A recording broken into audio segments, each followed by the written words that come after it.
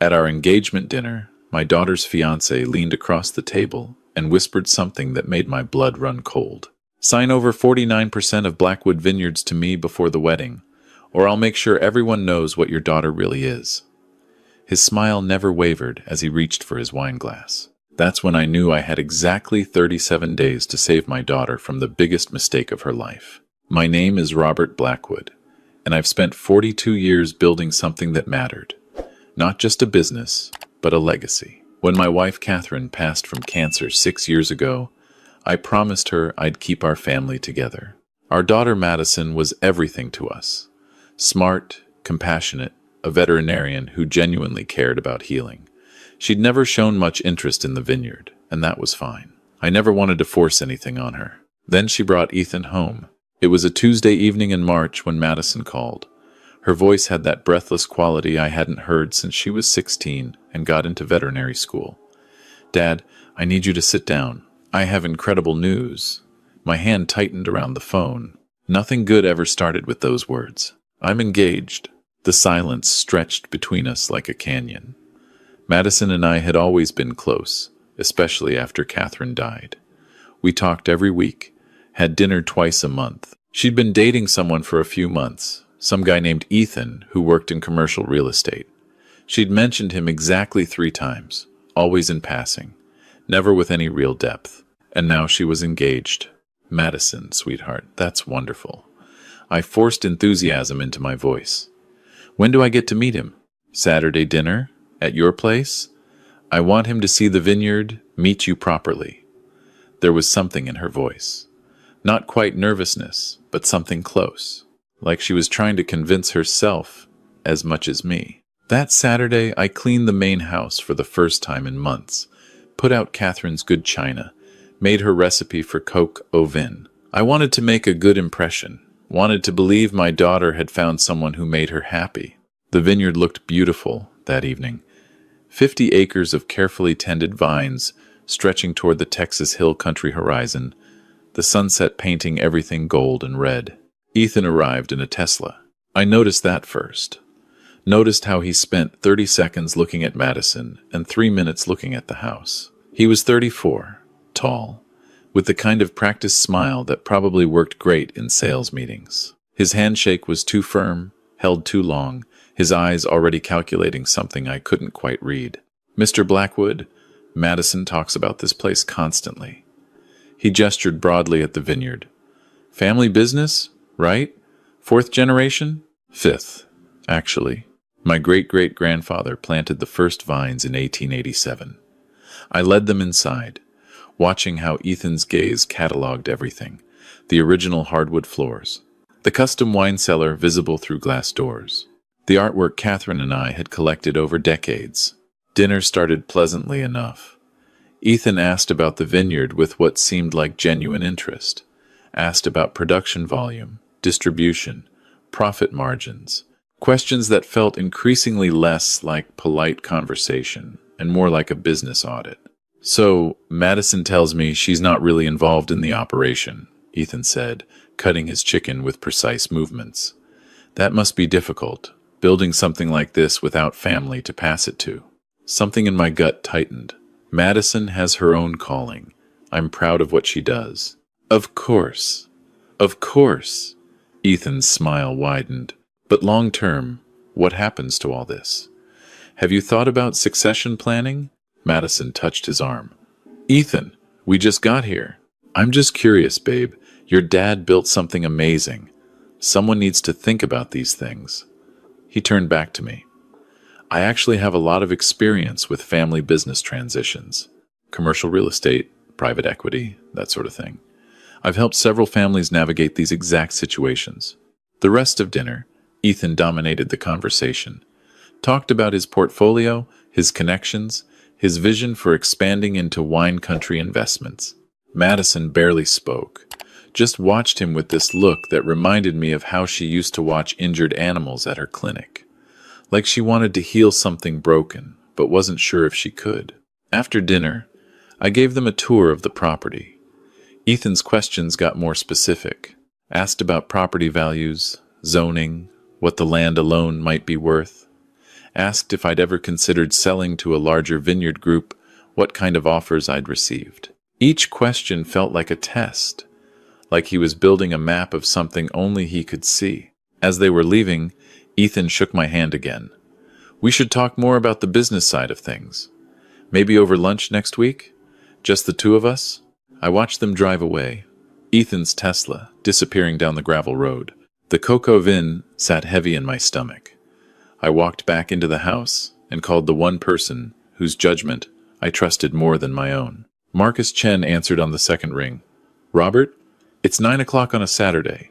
Someone better be dead. Marcus and I had served together in the army. Decades ago. He'd gone into private investigation, built a reputation for being thorough and discreet. We'd stayed close over the years. The kind of friendship where months could pass without contact, but nothing fundamental ever changed. I need you to look into someone, I said. His name is Ethan Pierce. He's engaged to Madison. Marcus was quiet for a moment. What did he do? Maybe nothing. Maybe everything. I don't know yet, but something doesn't feel right. And I need to know if I'm being paranoid or if my instincts are finally worth something. Send me everything you know. I'll start digging. That lunch with Ethan happened the following Thursday. We met at a steakhouse in downtown Austin, the kind of place where deals got made and people talked in low voices about money. Ethan ordered the most expensive whiskey on the menu before lunch even arrived. Robert, I'm glad we're doing this. He leaned forward, his tone confidential. I love your daughter. She's incredible. But I'm also a practical man, and I think we should talk about some practical matters. Sukaz, your daughter is about to become my wife. That means we're family, and family takes care of each other. He paused, letting that sink in. Madison mentioned you've been handling the vineyard alone since your wife passed.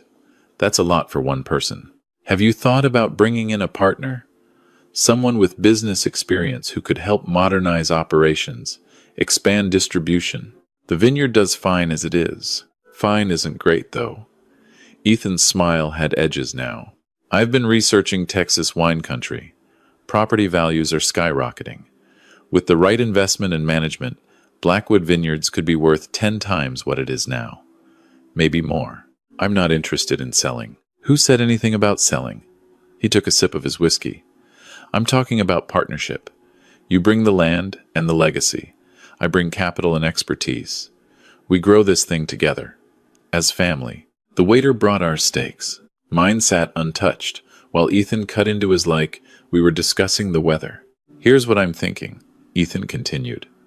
Before the wedding, you transfer 49% ownership to me. Not a gift, an investment. I'll put in capital, handle expansion, bring in my network. You keep majority control, stay involved as much as you want. But we build this together, make it something your great-great-grandfather could never have imagined. And if I say no? Ethan set down his fork carefully. Then we have a problem. See, Madison and I have been talking. She's worried about you, Robert. Worried you're getting older, making decisions that aren't in your best interest. If you won't accept help from family, well, that raises questions about your judgment, your capacity to manage complex affairs. The threat was clear now, hanging between us like smoke. Agree to his terms, or he'd use Madison to question my competency, maybe even push for some kind of intervention. I need to think about it, I said, forcing my voice to stay level. Of course. Take your time. We've got 5 weeks until the wedding. Ethan smiled and raised his glass. To family. I drove back to the vineyard with my hands shaking, not from fear, but from rage. This man had looked at my daughter and seen a tool, looked at my life's work and seen an opportunity, and he was betting I loved Madison too much to fight back. He was right about the love part, wrong about everything else. Marcus called 2 days later. We need to talk, in person, now. He showed up at the vineyard that evening with a folder thick enough to be a manuscript. We sat in my office, and he spread documents across the desk like laying out evidence at a crime scene. Ethan Pierce isn't his real name, Marcus said without preamble. He was born Ethan Kowalski, changed it legally 7 years ago, right after his second divorce. Second? He's been married 3 times. First wife, Angela Chen, married when he was 26. She came from a family that owned a chain of auto repair shops in California. Marriage lasted 18 months. When they divorced, she'd signed over her inheritance rights to him during the marriage. He liquidated the shops, walked away with $2 million. My stomach dropped. And the second wife?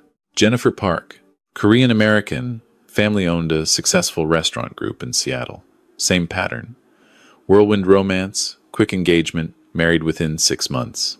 During the marriage, he convinced her to make him a partner in the business. 2 years later, divorce. He forced a sale of the restaurants, took half the proceeds. Another $3 million. Third wife? Sarah Bennett. Real estate developer's daughter from Phoenix. This one was smarter. She had a prenup. When she started noticing discrepancies in their finances, she filed for divorce. But here's the interesting part. Marcus pulled out another document. She tried to warn the next woman. Ethan threatened her with a defamation lawsuit, made her sign an NDA as part of the divorce settlement. She couldn't tell anyone what he'd done. I stared at the documents, my vision blurring. Madison is number 4. Gets worse.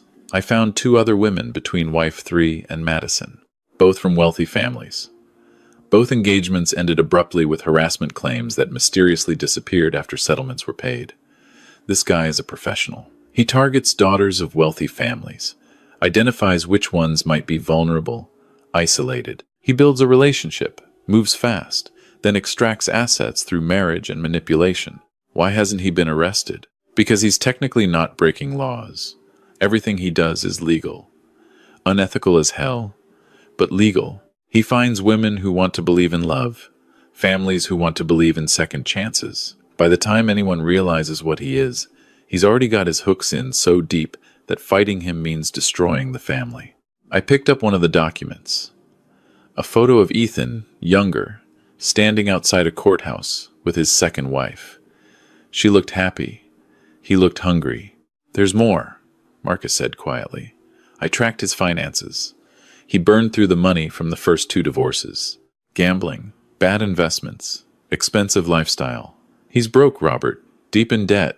Madison isn't just a target. She's his last shot at staying afloat. I need copies of everything. Already made them? But Robert, you need to be careful here. This guy is smart. If he suspects you're onto him, he'll accelerate his timeline or turn Madison against you completely. Right now, you have one advantage. He doesn't know, you know. After Marcus left, I sat in my office until dawn, reading through every document, every marriage certificate, every divorce filing, every business transfer. The pattern was clear. Ethan was a predator, and my daughter was his prey. The question was how to save her without losing her in the process. I started with small things. Invited Madison to lunch, just the 2 of us. Tried to ask gentle questions about the relationship, about the rush to get married. She deflected each one with the kind of defensive optimism that broke my heart. Dad, I know what you're thinking, but Ethan isn't like that. He loves me for me, not because of the vineyard or money or anything else. He's had a rough past, but he's changed. I'm helping him become the person he was meant to be. Classic pattern. She'd been cast as his savior, his redemption arc. Confronting her directly would only push her further into his arms. So I called my lawyer instead. Gerald Hayes had been the Blackwood family attorney for 30 years.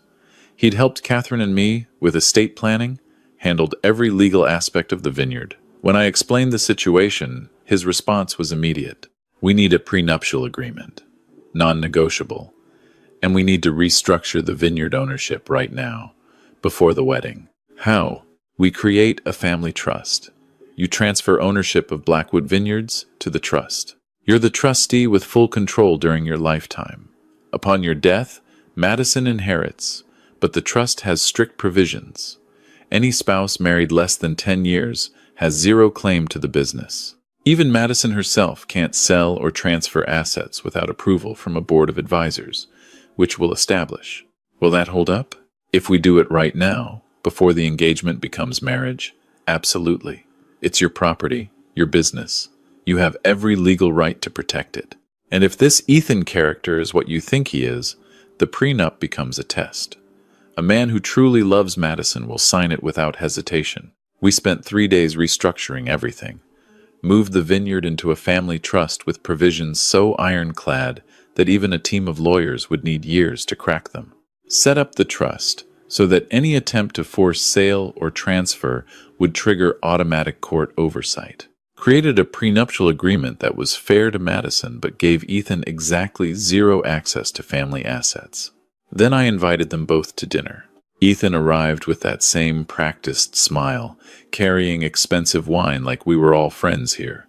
Madison looked nervous, sensing the tension. We ate mostly in silence until dessert, when I slid the documents across the table. "These are for you both to review," I said. "Two things. First, a prenuptial agreement. It's standard protection for both parties. Gerald has assured me it's fair and reasonable. Second, documentation about the family trust I've established for the vineyard." Ethan's smile froze. "A trust? As of 3 days ago, Blackwood Vineyards is owned by the Blackwood Family Trust. I'm the trustee. Madison is the beneficiary. But the business itself can't be sold, divided, or transferred without unanimous approval from a board of advisors. I've appointed Gerald, Marcus Chen, and 2 of our oldest vineyard partners to that board." "You can't do that." Ethan's voice had gone flat. "I already did. It's my property. These are simply protective measures that any responsible parent would take." I turned to Madison. "Sweetheart, this doesn't change anything for you. When I'm gone, you inherit everything. But it ensures the vineyard stays intact, stays in the family, exactly as your mother and I always wanted." Madison looked at the papers, then at Ethan, then back at me. "Dad, this feels like you don't trust Ethan. This has nothing to do with trust. This is about protecting what 5 generations of Blackwoods have built. If Ethan loves you, he'll understand that." I met his eyes. "The prenup simply states that assets brought into the marriage remain separate. What you build together stays yours together. But what existed before stays separate. It's fair, standard, and non-negotiable." Ethan stood up so fast his chair scraped. "Madison, we need to talk. Alone." They went outside. Through the window, I watched him gesturing, his face red, Madison shaking her head. The argument lasted 15 minutes. When they came back in, Madison's eyes were puffy. "I think we should go," she said quietly. "Madison, please, just have Gerald explain." "Dad, you've made your position clear. We'll review the documents and get back to you." They left. Ethan didn't say goodbye, didn't even look at me. Just put his hand on Madison's back and guided her to the car, like she was property he was protecting. I didn't hear from Madison for 6 days. Every call went to voicemail. Every text went unanswered. On the 7th day, Gerald called. Ethan hired a lawyer. "They're claiming the trust is a fraudulent transfer, that you're trying to hide assets. They're threatening to contest it. Can they win? No, but they can drag it out, make it expensive and ugly. Robert, this guy isn't backing down. He's escalating." That night, I made a decision that would either save my daughter or lose her forever. I called Ethan directly. "We need to meet," I said. "Just you and me. No lawyers, no Madison. Let's talk this through like men." He agreed. We met at a bar halfway between Austin and the Vineyard, neutral territory. Ethan was already there when I arrived, drinking whiskey in a back booth. "Robert." He didn't stand. "Come to see reason?" I sat across from him. "I want to make you an offer." His eyebrows rose. "I'm listening. $500,000. Cash. Walk away from Madison. Tell her the relationship moved too fast, that you're not ready. Whatever story lets her keep her dignity. Take the money and disappear." Ethan laughed. Not a fake laugh, but genuine amusement. "You think I'm here for $500,000? Robert, your vineyard is worth $20 million. The property alone is worth 30. You're offering me crumbs. I'm offering you a clean exit. Take it, and you get to walk away with something. Push forward, and you get nothing. The trust is unbreakable. The prenup is non-negotiable. Even if you marry Madison, you'll never touch the vineyard. You're assuming Madison will choose you over me." Ethan leaned forward. "Here's what's really going to happen. I'm going to marry your daughter. We're going to have a beautiful wedding that you can either attend or not, your choice. And over time, Madison is going to see that your possessiveness, your need to control her life, is toxic. She'll distance herself from you. And when you're old and alone and desperate for connection, you'll regret every choice you made tonight. Is that what happened with Angela? With Jennifer? With Sarah? The change in Ethan's expression was instant. The mask dropped, revealing something cold underneath. I don't know what you think you know, he said slowly. I know everything. 3 marriages, 3 divorces, 3 families destroyed. I know about the pattern, the method. I know you're broke. I know Madison is just the next Mark. I pulled out my phone, showed him the folder Marcus had compiled. I have documentation going back 15 years. Every court filing, every business transfer, every woman whose life you ruined. Ethan stared at the phone, his jaw working. You can't prove intent. Nothing I did was illegal. Maybe not. But it's a hell of a story. Local vineyard owner exposes serial con artist. Small-town journalists love this kind of thing. Social media, too. Even if nothing leads to criminal charges, your reputation becomes radioactive. No more wealthy families. No more trusting daughters. You become the cautionary tale mothers warn their daughters about. You'd do that to Madison? Humiliate her publicly? I'd do anything to protect her.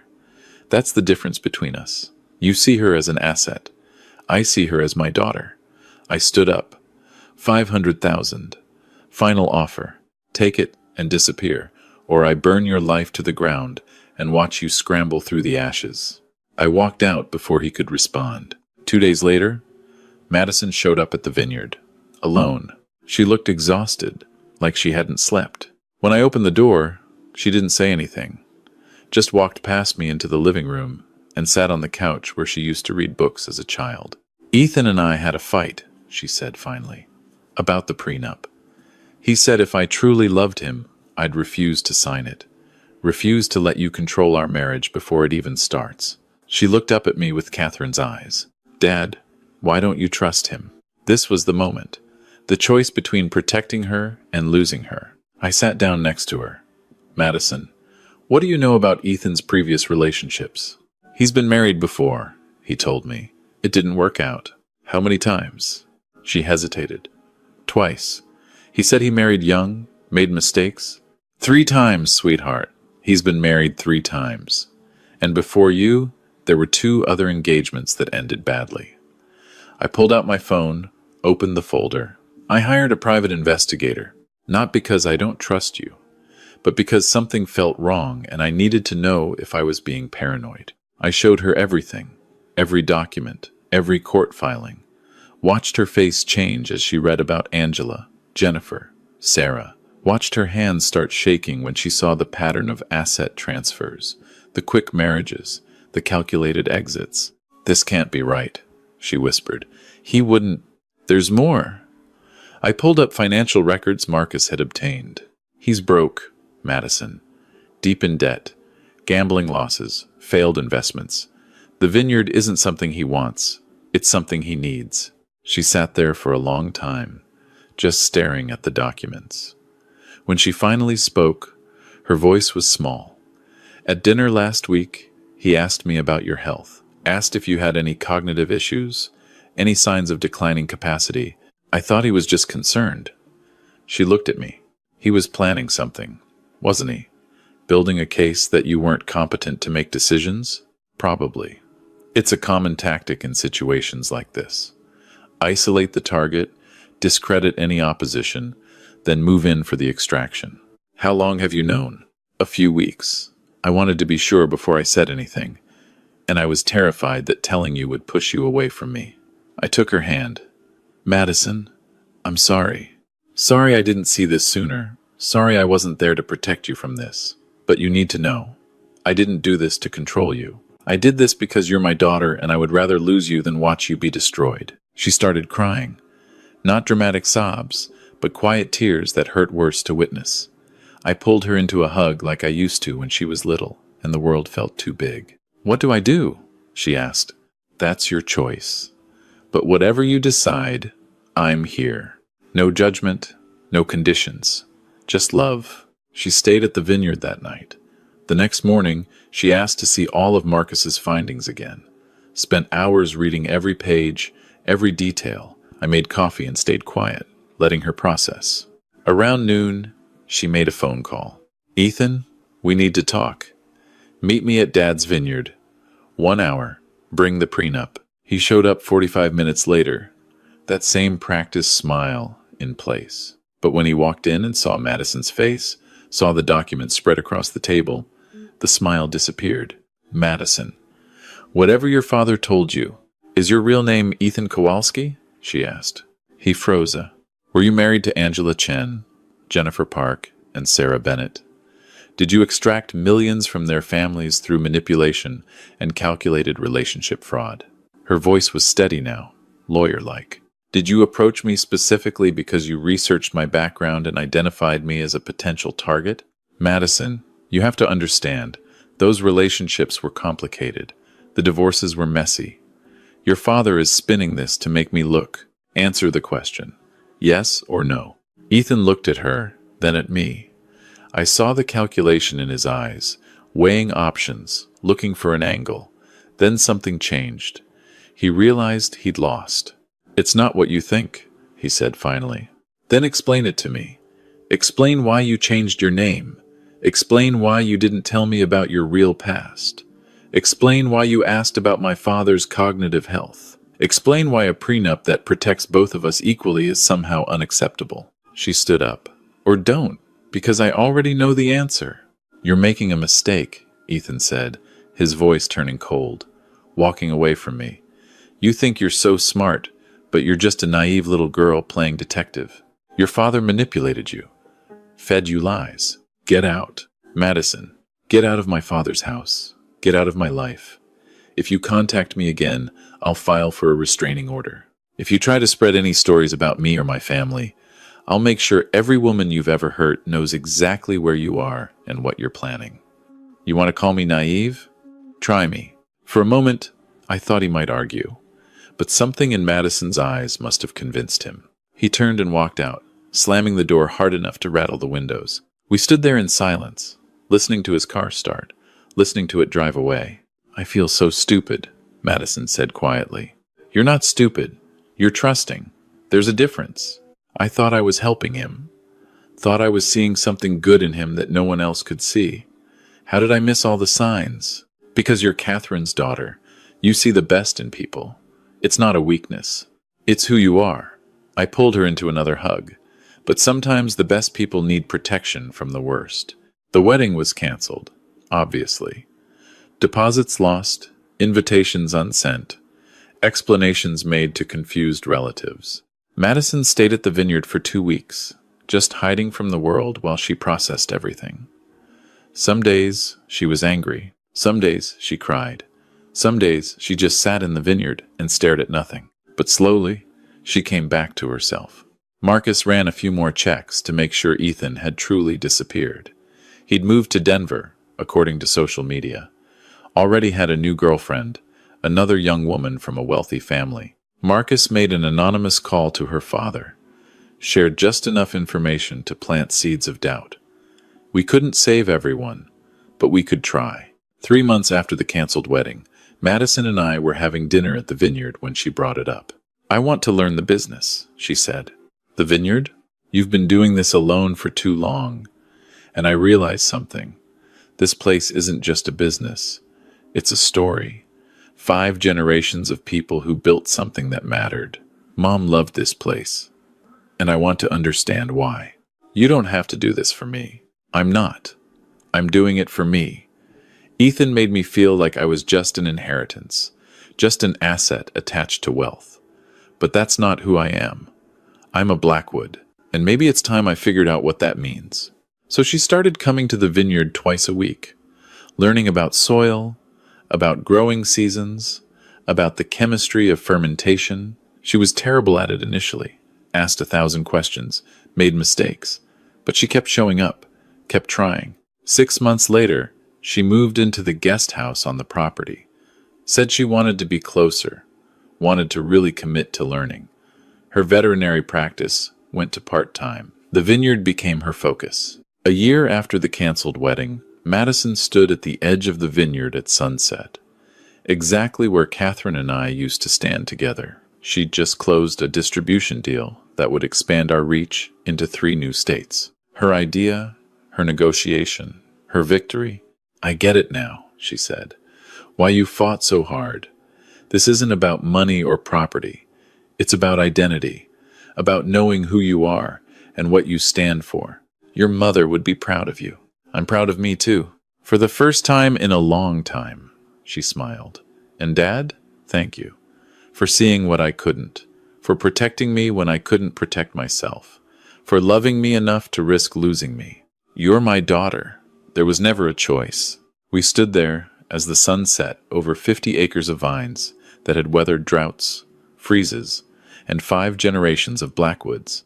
The land that Ethan Pierce had seen as an opportunity, Madison now saw as a responsibility, a legacy worth protecting, worth understanding, worth continuing. Sometimes the best revenge isn't about destroying the people who tried to hurt you. Sometimes it's about protecting what matters, about standing firm in the face of manipulation, about refusing to let predators take what doesn't belong to them.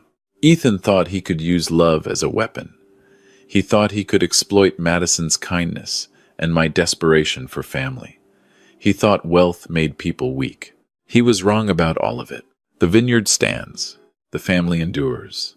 And somewhere in Denver, Ethan Pierce is probably already charming another young woman, telling another story about how he's changed, how he's different. Maybe someone will stop him. Maybe someone won't. But Madison learned to see the warning signs.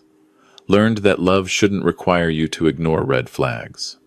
Learned that trust is earned through action, not demanded through manipulation. And in the end, that's worth more than any business deal, any settlement, any amount of money he could have taken. The best inheritance I could give my daughter wasn't the vineyard. It was the ability to recognize her own worth, to stand firm in the face of predators, to understand that being kind doesn't mean being naive. Some lessons cost everything to learn. We learned ours at the cost of a canceled wedding and a few thousand in deposits. Ethan's next victim might not be so lucky. But that's not my story to tell anymore. My story is about a father and daughter, 50 acres of grapes, and the understanding that some things are worth fighting for. Not because they're valuable, but because they're ours. And no one, no matter how charming or calculating, gets to take that away.